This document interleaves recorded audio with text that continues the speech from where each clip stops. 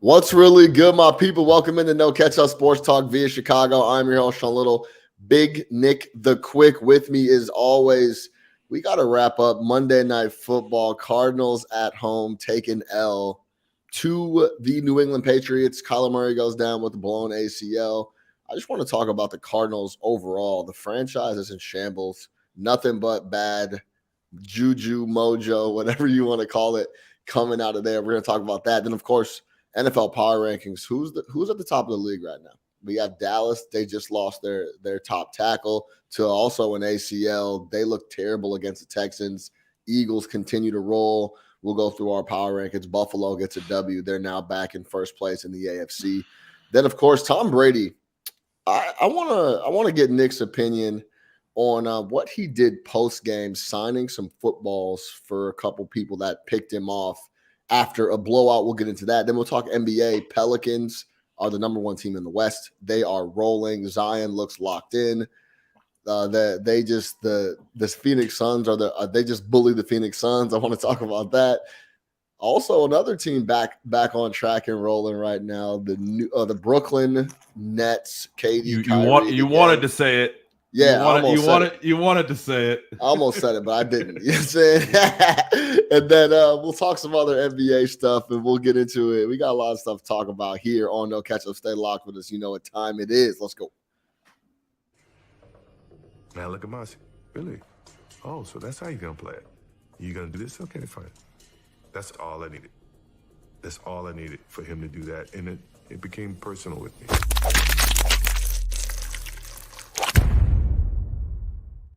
Nick the Quick, what's happening? How we feeling? I'm good. How you doing, man? That's great. It's dark as hell out here right now. I don't know what's going on, man. It looks like it's fucking midnight out here. Yeah, no, it's I'm an hour ahead, so it's a little light. It doesn't sound like the apocalypse outside, so we're good, man. Sometimes you get on with Sean, it sounds like fucking. Oh yeah, no, I live close to a major Dark street, Knight bro. over there. Sounds crazy, man. Yeah, I have there's a couple nights where I got to sleep with earplugs for sure. Like all types wild. of shit is going on outside, so that's how it is, man. You're in New York City. That's what it is. You know what I'm talking about? Yeah. So let's jump into it because we're a little short on time. We got about 45 minutes to give you guys. We want to go through a bunch of things. Let's talk about the Arizona Cardinals. So we know what happened it's a disaster, bro. We know what happened last night. They end up getting blown out after Kyler Murray goes down with a ACL. May he hurry up and get back healthy as soon as possible. Remember, kids, that's why you always get paid. Mm-hmm. Whatever you have to do, write the op-ed, throw whoever you have to throw under the bus. The letter, strongly worded letter. Strongly worded letter that either you release or your agent releases or your PR team sends out. You want to know what's funny about that, though? After watching Hard Knocks, all I do is picture that letter like in his voice. So if you watched Hard Knocks, Kyler Murray has a very distinct, it sounds like this. And Yeah. and I'm just picturing that letter in his voice, and it's just great. Yes, it's so do whatever you need to do to get things done. That's it. If you got to get a new deal, you got to get a new deal. So, talk to me about how you're feeling about the overall. Because I'll actually set you up because the quarterback doesn't like the coach. Now the quarterback's down. They had no relationship whatsoever. He called out the scheme. We talked about that previously on the show. They don't have a great relationship. It looks like him and Hopkins don't have that good of a relationship. Hopkins looks frustrated a lot. Hopkins doesn't have a good relationship with holding the football either. Yeah, yeah. But it's just that was egregious. That was from a vet to carry the ball like that in the open field situation. He was carrying that joint like he was in the open field. He had just caught the rock 6 or 7 yards from the line of scrimmage. Like that was egregious. Like it was a punt return. Yeah, overall, it's just a disaster over there. They lead the league in offensive penalties. Kingsbury's the offensive guru that has no offense. Every single week they come out flat as fuck in the first quarter. It's the same stuff over and over again. And they got an extension last year. What do you do, Nick? Oh, you got to blow it up. And I think the Kyler Like, Murray. how are you an owner? How do you own this team and watch them every week and then not? You have to do something. But we've been on this since last year. Again, go back to the Kyler Murray contract saga, the amount of stuff that leaked, the type of information that leaked, the multiple times that they have thrown their quarterback organizationally under the bus, whether it's leaking that he texts his girlfriend, the whole Call of Duty thing, the he's not a leader thing. Then you leak the details of his contract about the study hours thing, right? If you want to put that in this contract, whatever. It looks really bad as you're giving someone $250 million and you tell them you want them to watch 8 hours of film a week, but that's neither here nor there. But what's even worse is that it's clearly you that leaks that, right? Kyler Murray has no reason to leak that information. His representatives have no reason to leak that information. So you're throwing him under the bus at every single time, at every single opportunity you get. On the field, team has lost 3 straight, has never looked comfortable this year. Like you said, offensively, they're terrible, but you have an offensive guru at head coach. Team makes a ton of mistakes. You got Kyler Murray going in the press conference saying that the scheme is fucked. He's yelling at Hopkins on the sideline. If you watch Hard Knocks, look, we all watched every season of Hard Knocks, right? You know when something looks right and when it doesn't. This is the definition of doesn't look right. The GM's a clown. The owner's a weirdo. Cliff Kingsbury has zero idea what he's doing out there, and the whole thing is a disaster. They only win if Kyler Murray does something heroic, right? But when he does something heroic, it's 100% off the cuff. So there's nothing that they're doing that gives you any confidence. So I say with this injury now is a great excuse just to clean house. You should have been cleaning house anyways. And I posted the video last night. You see my man's over there in Carolina, Steve Wilkes, that his name? Yeah. Steve Wilkes over there in Carolina got those boys humming. He got 1 year as the coach of the Arizona Cardinals with Josh Rosen at quarterback, and they fired that man. Now he's out here winning games with P.J. Walker and Sam Darnold. Meanwhile, Cliff Kingsbury is on year 4 getting extensions, and this team isn't getting any better. They barely got in the playoffs last year and then got embarrassed. But for all the assets that they got and the players that they have and the talent that's on that roster and alleged, QB1, they should be a lot better, man. So, yeah, get rid of everybody, clear house, and that's that. I don't even know why we're still talking about – I don't know why we're still talking about Cliff Kingsbury as a head coach in the National Football League. Him and Hackett, I don't understand. Since last year, December 12th, including the playoffs and the wild card loss, the Arizona Cardinals in their last 19 games are 5-14. Say it again. In the last 19 games, so in a full calendar year, if you go back 12 months from today, the Arizona Cardinals are 5-14 in their last 19 games, including the playoffs. And 18 of those 19 games, you had full Kyler Murray, correct? So he just got hurt last night in the first quarter. He missed a couple games. He missed a couple games. Last year, whatever. You know what I mean. Yeah. And it's the same stuff week in, week out, year in, year out. The fact that this dude somehow finessed an extension last year, the way they closed the year, listen to how they closed the year last year. The last 6 games, they went 1-5 and lost in the playoffs. He got an extension after that. And they got blown out in the playoffs, if you remember, in the wild card. They got smoked. Break speed off them. So I just don't understand. I don't understand why this guy keeps getting so many opportunities. And yes, you do. If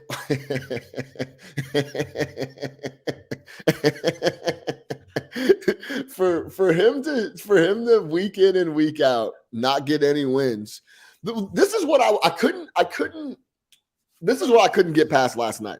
If I'm the billionaire owner that's in my mansion or in my skybox, and I'm watching this game, and I'm watching this team week in and week out, how can you not make a change? Is it just you don't care or you don't want to? I guess I understand that you don't want to pay multiple people, but I also have a really hard time. Like, if you're, as an owner, this is the classic, if you're an owner, you want the owner to think like a fan, but the owner's thinking like a businessman. But this kind of goes hand in hand.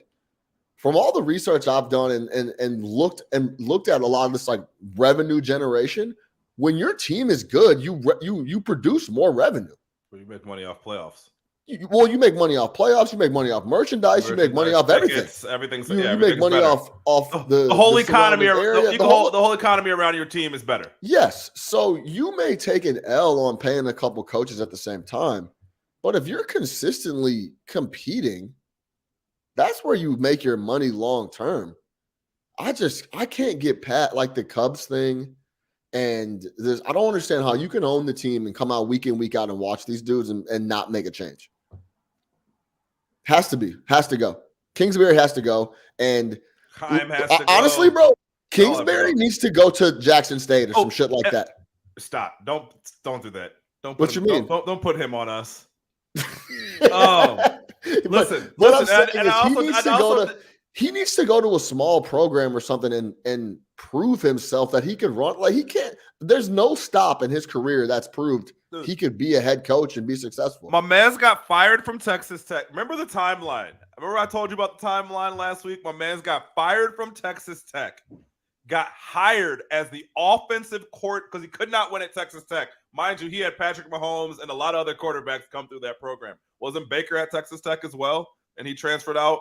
But either way, but Mahomes was playing couldn't win there. Got fired there, gets hired as the coordinator at USC, and for whatever reason, Bidwell decides he wants to soup him up before he ever coaches a game at USC and makes him the head coach of the Cardinals because that's the type of guy that he wants. I didn't even mention the fact that when your team went to go play in Mexico City this year, your offensive coordinator got in trouble for groping females in the bar. So you want to talk about the owner? It's also it's an on-field embarrassment. It's an off-field embarrassment. You're 5-14 through your last 19 games, so you're not getting any better. There's no progress. You're moving backwards, which is the last thing you want to be doing with the head coaches in his fourth season. So the whole thing doesn't make any sense. Other than, look, man, that's the guy that they want. That's the type of guy that they want. And they're going to give him every opportunity. That's it. There's no reason he shouldn't have been fired. Avoid putting any money on the Arizona Cardinals for the foreseeable future. Tell Cliff Kingsbury is out of the building. And I used to be hot on the Cardinals. That would be my suggestion. They don't win at home. Yeah. It's just a very clear, it's a clear indication that Kingsbury and those guys have no impact or control on what happens in the building with what you just laid out with the coach in Mexico City. They lead the league in offensive penalties. They can't every week they come out flat. They don't make any plays. It's just all bad. They don't get any better. Yeah. In the desert. And they have a quarterback. That's the thing. Yeah. You have a quarterback, a young quarterback. So what are you doing? And does he get better? Does Kyler Murray got any better over the last 3 years? Not really. The answer is no. The answer is no. I'll tell you. He's a ridiculous athlete, but he hasn't gotten any better as a quarterback. You need coaching scheme. Schematically, they're fucked. He told you that. Schematically, they're fucked. It's so apparent if you watch Tua and the Dolphins. We were ready to run Tua out of the league, and now he's a solid quarterback. So Daniel comes in and changes the entire exactly. situation. So you need a scheme, you need a coach. But all right, let's switch over to the NFL power rankings. Big Nick the Quick. Let me give you my NFL. You want to do the NFL or you want to do AFC, NFC? Let's do AFC, NFC. All right. Clear, far and away, I'll start with the NFC. Number one is the Philadelphia Eagles. This team, however you want it done, they'll do it for you. Yeah. They played the Tennessee Titans a couple weeks back. Clearly the best run defense in the NFL. Top two for sure. They stuff people with the run. No problem. Jalen Hurts and those boys throw the ball for 350-plus yards and go get it done through the air. A.J. Brown goes crazy. He's talking shit to his old teammate. He ends up getting the GM fired for the Tennessee Titans. The week prior, I tweeted this out. Okay. You have a solid secondary. We'll just run the ball all over the place.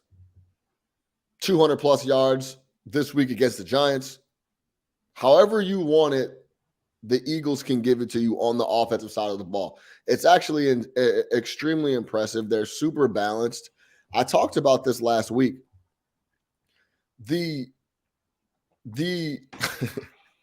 ability for them to just be nimble and do whatever they need to do on the offensive end, and then when they have a weakness on the defensive side of the ball, they address it. had a lull in the middle of the year with the Commanders. They lost to the Commanders, and then the week prior, they had to eke out a 1-point win in Indianapolis. That was their lull. We knew they weren't going to run the table and just destroy everybody all year. And now they're back to running people off the field. They just smoked the Titans. They then smoked the Giants, where they scored on the first, I believe, 5 offensive drives. And the Commanders is a divisional opponent that's a tough out. Look, I come on here weekly and tell you about that Commanders team. They might not have a ton of talent, but they're going to play you tough. And any of those NFC East games are going to have the potential of being very, very tight. And, go either way. So number 1, Philadelphia Eagles. Number 2 is the Dallas Cowboys. Wow. Yeah. Wow. Why you think it has to be the Niners? Has to be the Niners. It has to be. And like, here's the thing. First off, Cowboys have had a good year, but like I told you last week, that I don't trust this team. If they go out and lose in their first playoff game, I will not wake up on Monday morning and be like, oh my God, I can't believe the Cowboys only made it to 1 playoff game. Like, I just don't trust them. Everything about that Texans games underscores why I do not trust them. You were playing way too tight against the Houston Texans team. You're lucky to have won that game.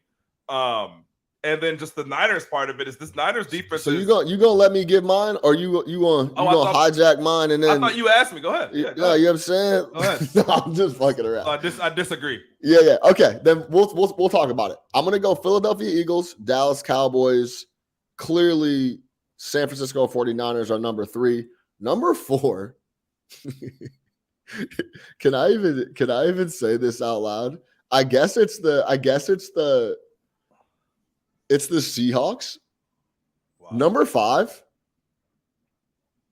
is the Detroit Lions. That's crazy. So you don't even. Oh, the Minnesota Vikings are out. They're not even a top 15 team in the NFL. I want nothing to do with the Minnesota Vikings whatsoever. I guess if I had to rank them in the NFC, I guess they're probably 6 or 7. Let me ask you. Okay, so those are let's talk about the NFC then. Go ahead and let me ask you before you give me yours. Are the Vikings better than the Commanders? I think I lost Big Nick. Big Nick froze up on me. You got me? You here? Yeah, I lost. I don't know what just happened. No. You get what? So I lost you when you said the Vikings are not a top 15 team in the league. If you had to rank them, they're 6 or 7. Well, in the NFC, yeah. In the NFC, yeah. Yeah. That's dude. They are that bad, I believe. They're suspect. They're extremely suspect. I've been telling you that they're sus. There's quarterback sus. I wanted to make the Lions 4 if you really want to know. So when I was going through this, I actually was very close to putting the Lions 4. Hey, Lions are playing close ball games. Couple things go their way. This team is.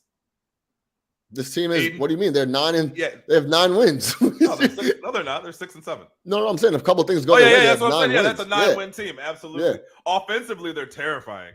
Yeah, they are. They're really good offensively. They score a lot of points. Their defense sucks, but they got playmakers with Hutchinson. It's getting better though. It's getting better. Yeah. Shout out Aaron Glenn. I don't hate it. I'll give you mine. All right, talk to me. I got Eagles. Okay. Niners. Yeah. Begrudgingly Cowboys. Okay. Man, it gets so tough at that 4 or 5 spot. They're all similar. Yeah, Seahawks, Vikings. I can't have a tendency. The Lions just bust their ass. I know they did. The Lions just bust their ass. Yeah, clearly. The Lions are 6 and 7. The last 3 weeks, the Vikings have been getting destroyed. Yeah. Mac Jones looked like Dan Marino. The Cowboys absolutely folded them. What was it, 40-3? Yeah. And then they go to Detroit and get folded up. That's why I got them at 5. The NFC is bad. The NFC is bad. I think the key takeaway from this is the NFC is bad outside of the top. It looks to me like a two-horse race between the Niners and the Eagles. And it really looks like the Eagles, if we're being completely honest. It looks like the Eagles all year. Let me tell you why I have Dallas ahead of the Niners. Coming off of last week, that was the tailor-made flat spot for the Dallas Cowboys. Everyone is all anyone is talking about with the Dallas Cowboys is how good they are. Are they going to add Odell Beckham Jr.? This is one of the best pass rushes we've seen. They're coming out blowing out the Colts. They blew out the Vikings a couple weeks prior. It's been all love and all positive talk. The only game they lost is an overtime game against the Packers. It's been all positive love for the Dallas Cowboys. They look at the schedule. They're playing the Texans at home. They're like, man, we don't even got to practice this week for that game. We'll be straight. That's nothing to worry about. They show up to the stadium all willy-nilly, feeling good, 17-point home favorites, and they almost dropped the game. I'm going to give them a pass for that game. Dak did not look like he should, and he hasn't in some spots. But in a couple weeks, Philly goes to Dallas, and I think Dallas wins. So that's where it gets – I lost my guy Nick again. That's where it gets a little spooky because I think they get the W, and I think that puts them in a spot where they're a little better than the Niners rocking with Brock Purdy. And I know that defense is extremely spooky, but that's why I lean the Cowboys with the power rankings. All right, let's switch over to the AFC because this is where it also gets pretty spooky. You got to go between the Buffalo Bills and the Miami Dolphins. Then we got Baltimore at 9-4, Cincinnati at 9-4. They're both 9-4, but feel like completely different trajectories going on. The Baltimore Ravens are on the downslope, even though they just got a W against division rival Pittsburgh Steelers. And then, of course, we have the Bengals who came out slow and have been rolling ever since. 4-3 on the road, 5-1 at home. Joe Burrow looks like potential top 2, top 3 MVP candidate. Nick, Seems you back? Eerily similar. I'm back. Hey, real quick on the Cowboys. I don't know if your point was that they didn't come out flat on Sunday because they did. Against any other team in the league, they lose that game. So while they on the scoreboard, it's a win that they did let down in the classic letdown spot, and that's my point with them. I don't trust that team as far as like a thumb at all. And I think if you were going up Niners versus Cowboys, you're telling me you take the Cowboys? And what was it, on a neutral? On a neutral in San Francisco, in Dallas. It's not like the Cowboys have the greatest home field advantage in the world out there in Arlington. You know what? I think I would. Okay. I think I would take the Cowboys on a neutral right now. I think that was a tailor-made flat spot that they showed up flat to. And I think you were gone at this time. But I said in a couple weeks, Philly's going to go down to Dallas, and I think Dallas wins. And then it's like that's the Christmas Eve game, right? Yeah, yep. Yeah. They're going to be super fired up for that game. This was clearly that clear spot to me where the Dallas was like, we got the Texans. That's a W. Like they wrote it off, weren't locked in, and then Lovey and those guys were like, man, let's try to get our second win of the season. And they couldn't get it done. But fair enough. I think it's those 3 teams, it's clear, and everybody else doesn't even matter, to be honest. One of those 3 teams is coming out of the NFC. And then switching over to the AFC, I'll give you my top. This is where it gets really spooky. I've been on the Buffalo Bills all year. So I'm still rocking with the Buffalo Bills. They're getting healthier. They're playing better. Has any team ever looked shakier winning 4 straight than the Buffalo Bills? They're getting it done. Hey, they lead. They're winning, but yeah. Well, let's not forget they also lead the AFC in point differential at 132 to the positive. Yeah. So overall, all year they haven't been the healthiest. They'll be fine. And they have the edge right now for the number 1 seed in the AFC. And we talked about how important that would be for people to have to go to Orchard Park. Do not want to go to MCI. You do not want to. Don't land in that airport. You don't want to go to Buffalo and have to play those boys. So Buffalo is number 1. Number 2. Von Miller injury is huge, though. Von Miller injury, ACL for Von. Signed him for the playoffs. And yeah. No question. Buffalo is number 1 for me right now. Number 2 has to be the Chiefs. They're just a spooky squad. They continue to do what they have to do week in, week out.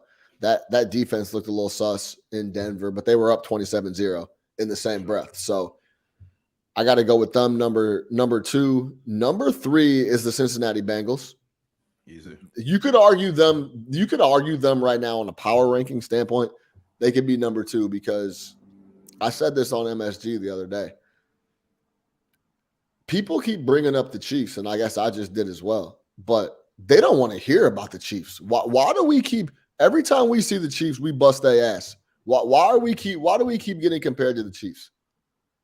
Every single time we play, we beat them in Arrowhead, we beat them in Cincinnati. Don't put us in the same breath as the Chiefs because we have their number and we take care of business against them. I think overall, I would have to put Kansas City at number 2, even though I'm saying that, but it's very, very close with the Bengals being number 3. Man. Number 4 is the Miami Dolphins. Ugh. Tough. Number 5, I guess, is the Chargers, right? Yeah, it gets tough. It has to be the Chargers. Give me your 5 in the AFC. Yeah, I'm going to go Buffalo. I'm going to go Kansas City. I'm going to go Cincinnati. I'm going to go Baltimore. And I'm going to go Miami. Okay. Why Baltimore ahead of Miami? Because, I mean, if Lamar comes back healthy, I think that the Baltimore is still – I don't know, man. Why Baltimore ahead of Miami is a good question. If Baltimore and Miami play head-to-head, you know what? I'm going to go ahead and flip that. I'm going to flip Miami and Baltimore. Okay. I can't give you a compelling reason as to why Miami over Baltimore, or Baltimore over Miami, to be completely honest with you. But I don't think that either one of those teams is that much further ahead of the other one. Also, you know my gut. Plus, I trust Baltimore in the playoffs a little bit. You know what my gut is telling me too? Is that this is going to be the classic week-to-week thing for Lamar, but he's not going to show up the rest of the year. You don't think he's going to play? Nah, I don't. Think you looked at the bank account and said, Well, I mean, that's just my gut. We'll see what happens when we get to the playoffs. Well, they played good football with Huntley before. The rest of the regular season, I don't foresee. It's going to be spooky to see if Lamar comes back or not. And I don't know any inside information, none of that. It's just my gut telling me they're going to be very cautious bringing that man Lamar back. Well, and again, I mean, they played good football under Huntley. I mean, obviously, he's not Lamar Jackson. He doesn't bring to the table what Lamar brings, but you could be in worse situations with backups. Which seems to be a theme of this year, man. We've had some great backup quarterback play. Whether the Cooper Rush experiment, obviously our guy Purdy out there in the Niners, Huntley with the Ravens, Heineke, who to me is the starter. What about Pickett? Does Pickett count? No, Pickett you were always waiting. Mitch Trubisky throwing a pick to Roquan the other day was amazing. No, he sucks. I think you were just waiting for Pickett to kind of get in that role. But I mean, just some of the backup play has been real strong this year, for sure. Shout out Brian Daboll for getting Trubisky a deal. Yeah, oh yeah, for sure. He never even played. Didn't play. Didn't take a snap. He played in the preseason. Upped his value by not playing. He upped his value by leaving the Bears where he was bad and then sitting on the bench in Buffalo. Yep. And somehow a narrative started that, hey, he's good. Should go get this guy off of Buffalo. Well, that's just how bad of a coach Matt Nagy was. Well, that is what you could lean on. It's like you almost couldn't blame them because it's like, yeah, I'd like to see somebody not playing for Matt Nagy too. That guy sucks. And Daboll said he's solid.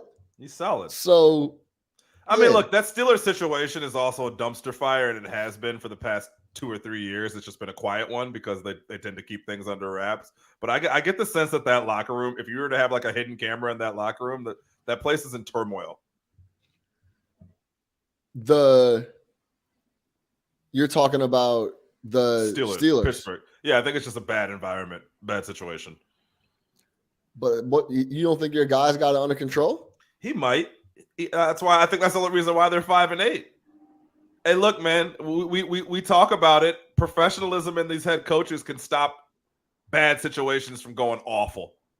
Again, Washington and Ron Rivera, this Carolina guy Wilkes, Pittsburgh and Mike Tomlin. These guys keep the ship steady even when the talent isn't there. When you want to see some bad head coaching, there's plenty of examples out there when you have guys that don't know what the fuck we're doing. We just spent 15 minutes on Cliff Kingsbury. Imagine Kingsbury at Washington. Imagine Kingsbury at Carolina. I mean, it would be similar to what it looks like right now. Yeah, it'd be fucking 2-8. 2-9. So yeah. Yeah, no question. All right, let's talk about this Brady piece because I was having a hard time articulating how I felt about it. So maybe you can help me. For those who didn't see, Tom Brady absolutely gets destroyed in San Francisco. Plays the Niners. They run him out of the building. I believe the final was 35-7. Let me double check that. I believe the final was 35-7. Yep, 35-7. The San Francisco 49ers absolutely destroy the Buccaneers. No shot. Brady throws a couple picks. It's just all bad. After the game, a couple people on the Niners that picked him off came out to midfield with the balls and asked him to sign and asked Tom Brady to sign the balls on the spot. Say, yo, Tom, big love. The audio came out. Big love for you, man. Big fan. You the GOAT, all that. Can you sign these balls for me? They had them taped, everything. Like my interception ball from Tom Brady type of thing. Had the date on them, whatever. Big moment. Brady at midfield after a 35-7 loss stops what he's doing and signs these balls and has conversations with these guys. Now, this was telling for me. It told me that old Tom Brady competitor is not there anymore. It told me that he is not as locked in, and he knows it's coming to an end, which he already knew anyway. But there is it rubbed me the wrong way. I'm not telling him to be an asshole to these guys asking for a signed ball. Yo, man, let me catch you in the tunnel. Let's connect after, we could chat. I'm not signing balls at midfield after we just got run off. Now, Nick, am I not seeing this correctly? How did you feel about this? Because when I saw that, I was like, wow. The competitiveness isn't there anymore. He's not locked. He would never ever do this. Forget about it. Oh, this would never even be a thought in New England. Remember, this is the same guy that has multiple times refused to shake Nick Foles' hand after a game because of their history. Mm-hmm. Now he's at midfield in San Francisco signing interceptions. So, yeah, I think that you missed it on this one. I'll give you a couple of examples. Number one, this is no different than the jersey swaps that happen after every single professional game that we see all over the place. Win or lose, get blown out or not get blown out. Guys swap jerseys, sign autographs, whatever it is, right? So that's why I want to make sure you keep that energy for those folks when they do that after a loss. I'm gonna give you an example of why it's different. I would almost say that Tom Brady has earned the benefit of the doubt, number one, to do this. And number two, it's not a big deal. It's not a big deal. It's not the first time he's done this. It's not a big deal. I don't think it says that he's not competitive anymore, that he's not the same Tom Brady, or that he doesn't want to win as much, which might be true, right? Which I think a lot of things this year may have pointed to that. I don't think this is that. I think going to Robert Kraft's wedding on Friday night when you play on Sunday. All that he's not as competitive. If I had seen Tom Brady do this a couple years ago, I wouldn't have had a problem with it. I think these guys kind of caught him in the middle of the field. Hey, man, you're the best. Give you praise, whatever. So I don't know. Maybe you're a little bit right in the sense that, yeah, he knows it's the end. He knows this is kind of, we talk about inhaling the love. This is kind of it. This is probably the last hurrah. So yeah, there's nothing wrong with it, man. But I don't think it says that anything about his competitive nature that he's not as locked in as that he once was.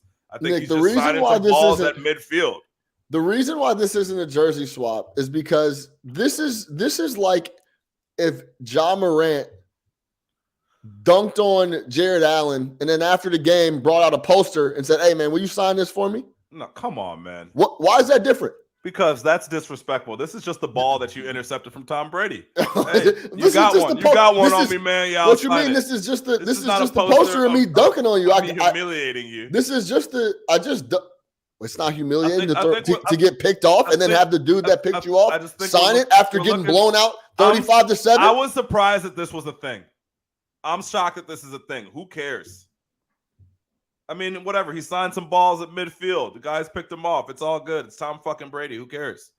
If this is something that you can be like, oh, well, he's not as competitive as he used to be because he's signing fucking autographs. No. Nick, he's not signing autographs. He didn't bring out a picture of Tom and say, hey, will you sign this for me? Bring out a baseball card? He completely, they just got embarrassed 35-7. Yeah. On national television. He threw multiple interceptions. He turned the ball over, which he doesn't do. The guy that turned you over met you in the middle of the field in front of cameras and in front of everybody after destroying you and said, hey, will you sign this ball for me? So you think they meant to humiliate him? No, I don't think. I just think they met him in midfield and got their balls signed. You're missing the point. It's not about him. He's not trying to embarrass him, and I don't think Tom thought that. It's the fact that he would do that. So you think they need to go in the tunnel and do that? I or think meet him after the game. That would make more sense to me. So what's Tom supposed to do? So is it better if Tom is walking around the tunnel looking for the two guys that intercepted him? No. Hey, where's 57? You see Drake Kinlaw? Where's that? Or Drake Kinlaw? Hey man. Hey buddy, come here. If you want, let's have a chat after the game. Swing by the locker room. Do you understand what I'm saying? This is the same guy that refuses to shake Nick Foles' hand after losses. Now he's at midfield signing interception balls. That's what I'm saying, bro. That's the difference of what I'm saying. It's not a jersey swap. It's not a like, yo, good game. Y'all got us. I just picked you off. This is the highlight of my career. Please sign this for me. If you're a lock, can you imagine like someone doing that to Mike? Come on, man. No, what do you mean? What do you mean? Come on, man. Is he not Mike in the NFL? Yeah, I think we're in a different era of camaraderie amongst players, but yeah, for sure. It's just we're in the bro culture. What's up, bro? What's up, bro? We're in that. That's my guy. What I'm telling you shout out my guy. That's the what I'm telling you is that was my eyebrows raised a little bit when I saw Tom doing that. Everybody's bro. That's where we're at right now, man. What do you want me to tell you? It made me think, man. This is really the competitive fire is not there because he would never do that. Well, to me, there's other things this year that have kind of pointed to that, but I don't think this is one of them. But sure, I guess when you add it into everything else, yeah, it doesn't look great, but I don't think it's that big of a deal. Again, I think the bigger deal was going to Robert Kraft's wedding. When I heard that, I was shocked. It was Friday before a game, like unheard of. So you talk about Tom Brady, Patriots would kill a teammate if he did that. So the fact that Tom did that and then didn't come to Saturday walkthrough and then shows up on Sunday, yeah, stuff like that for sure. But I mean, it's almost like with Brady. I guess with me, Brady gets the benefit of the doubt in every situation. If there's ever a guy who has earned the benefit of the doubt, you look up benefit of the doubt in the Merriam-Webster's dictionary, it's a picture of Tom Brady. I love Tom. He's the greatest quarterback of all time. Ever. Period. He's not the best, but he's the greatest. Whatever. And what I'm telling you is tomato, I say tomato. What I'm telling you is this was something that he wouldn't have done. And combined with everything that's going on in his 10 years ago, life, would he have done this? He probably wouldn't have done it. No, not 10 years ago. Fucking 2. Yeah. He's not doing it. So that the fact to me, yeah, bro. I don't know if I'm having a hard time articulating exactly what I just feel know like what you're saying. The competitive edge that Tom Brady has always carried for the last 20 years isn't there anymore. And it could be a lot of what's going on in his private life and everything. And maybe it's just a combination of his private life, a bad team, all this and that. This is the same guy that made them move Garoppolo, made sure he didn't bend an inch for Bill Belichick. That's the guy I'm thinking of. He's not signing fucking autographs of balls you picked me off in midfield. He's just not doing it. So yeah, go ahead. So let me real quick before we wrap up on this, because this was kind of my fear with him coming back this year is that it wasn't going to go well. And I was kind of fine with him ending his career last year, throwing for 5,000 yards and being on a competitive team. Sure. It really does bother me to watch this week in and week out because I just imagine like Tom Brady's not here to fucking miss the playoffs. Tom Brady's not here to be on a team that's rudderless directionless. Sure. Like, so to me, it's just kind of like, man, I guess, yeah. It bothers me. It's not how I want. And you see it with a lot of athletes, but for Tom, I just didn't want this. You know what I mean? Like, you just want to see him great. The lasting images of him being great is all I needed. I don't need to get up every Monday and hear them debating about Tom and whether he's locked in. I don't need to come on here with you and talk about whether he's locked in. I just feel like it's just a dirty way to end what I think, as far as team sports go, might be the greatest career ever. You know what I mean? But it always happens, and this is not a season that will be remembered or anything like that. When the flip side is I love it happening for Rodgers. I will say that I love it happening for Rodgers. I love it. I'm fucking reveling in this. But yeah, I had to touch on that because I just feel like that would never. That was to be honest. I feel like that's disrespectful to go out there and ask him at midfield to sign a ball you just picked off, and he was cool with it. So maybe I'm off base, but that's how I feel about it. And I think he's about to go home to that empty house, man. So he's trying to get those. Yeah, last it's 2 just minutes like talking to somebody. it's just like you want to talk about a bad feeling around stuff. But all right, I only got 10 minutes here, so let's jump into this NBA.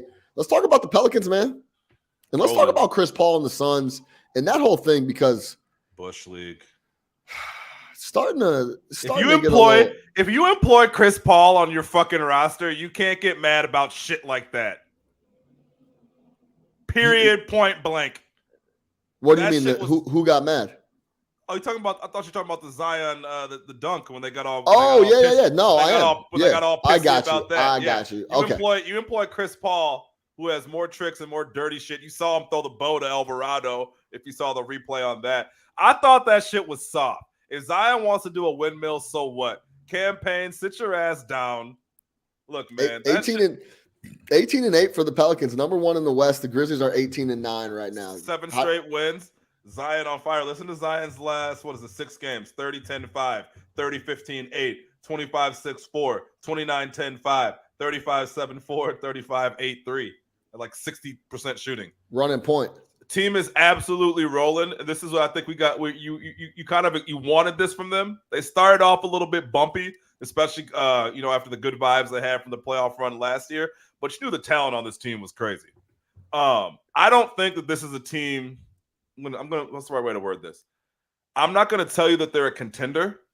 Like, I would be shocked. How could you not, though? I would be shocked. Even after what they did in the playoffs last year. How could you not? How could they not be a contender? I'd be shocked if we came in June and the New Orleans Pelicans are in the NBA Finals. I don't know if they're necessarily the type of team that's going to win 4 playoff series, but I will tell you this.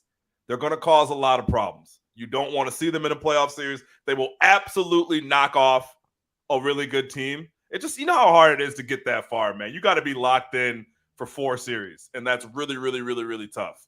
Yeah, they're plus 900 right now to win the West behind the Grizzlies at 7, the Nuggets at 7, and Phoenix is at 475. But if the Phoenix Suns have to play these dudes, well, can you explain to me how they're going to beat them? Yeah. Well, that's what I told you. They're going to knock off a contender. Like, you know that's what we could see. We could be in May and be like, man, I can't believe the Pelicans just took off the Suns in 6 like that. But that next series, I don't see them winning. And this is negative. I don't want to be negative about a squad that's won 7 straight and is doing all the right things. But look, not going to be an easy out. Really tough team. They have leadership in McCollum. They got a star in Zion. You got another guy in BI who's an absolute problem. You got role players who fully understand their role. I love Willie Green as a coach. Love him. I think he does a great job. Yeah, that's a tough roster, and they're going to catch a lot of teams slipping. Dude, they're awesome. They're awesome. Trey Murphy III got a burner. Oh, burner. Herbert Jones is a killer on the defensive end. Call him Herbert. Alvarado wants to do nothing but run up and down the floor and wreak havoc. Irritate. He just wants to wreak havoc all the time. That's all he wants to do. He revels in that. He has so much fun doing that. Then you got Larry Nance coming off the bench who rebounds, runs the floor. Energy. I mean, then you got Devontae Graham. You're forgetting your boy. It's disrespectful that you're forgetting your boy. Who are you talking about? Come on, Val? Yeah. We already know what Val can do. Mans. That my man puts low usage, high production. Man, low usage, high PER. Like when he gets the ball, he does what he's supposed to do with it. He rebounds. He brings a little physical. They're just a physical ass squad too. They bang around. I love the Pelicans. It's Just fun, like I love the Cavs. It's like I love the Kings. Shout out to Kings, light the beam. No, it's honestly, and this is, remember when I told you I was worried about Golden State? This is exactly what I was worried about, is that some of these other teams were going to get really good, and Golden State fucking around a little bit. You just find yourself kind of on the outside, because it's like now they're in that nice spot. It's only separated by a couple games, a couple skids here and there, but you got some teams, these young teams that are really trying to get, like, really hell-bent on focus on getting in the playoffs, right? Whereas a team like Golden State, a team like Phoenix, a team like Denver, they know where they're going to be in the summer. They know they're going to be there. But like you talk about Portland, even Sacramento, New Orleans, Memphis to an extent, right? These young teams, they've never done it. Memphis has never done it, right? They've never done it. So when they treat these regular season games like gold, right? So if you're a Golden State, if you're a Dallas, Minnesota, these teams that want to catch up, the Lakers, it's going to be tough. You can't count on the Portland slide. You can't count on the Sacramento slide. They kind of already had theirs. You know what I mean? So Utah, same situation. Like, so the Western Conference is tight. You're going to be surprised in the West by the teams that don't make it, I feel like. Yeah. We talked about it coming in. Someone good's not going to make it. Who would you, if you had to pick someone out of the West, you're talking about not make the play-in or just not make the playoffs, period? Not being that top 8, probably maybe a play-in. But make the playoffs? We'll talk top 8. We'll just talk top 8. Yeah. Okay, yeah. I mean, it's going to have to – it's going to be – I'll give you one of the – it's going to have to be Dallas, Clippers. The Clippers. Yeah, I guess. Or the Warriors, no? One of those big three? It's tough, yeah. Coming in. You know what I'm saying?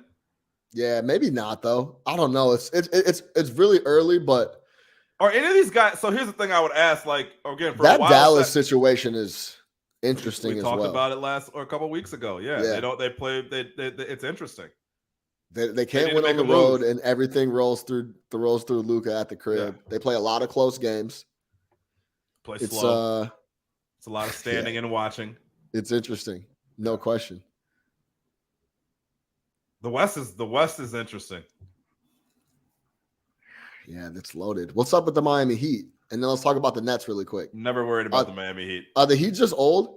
Yeah, but they'll go on a nice talk about I think it's the opposite in the East. Teams like Miami can go on a run. Teams like Toronto can go on a run. Teams like Atlanta can go on the run because it's so tight outside of Boston. Boston and Milwaukee are class. They're in their own stratosphere.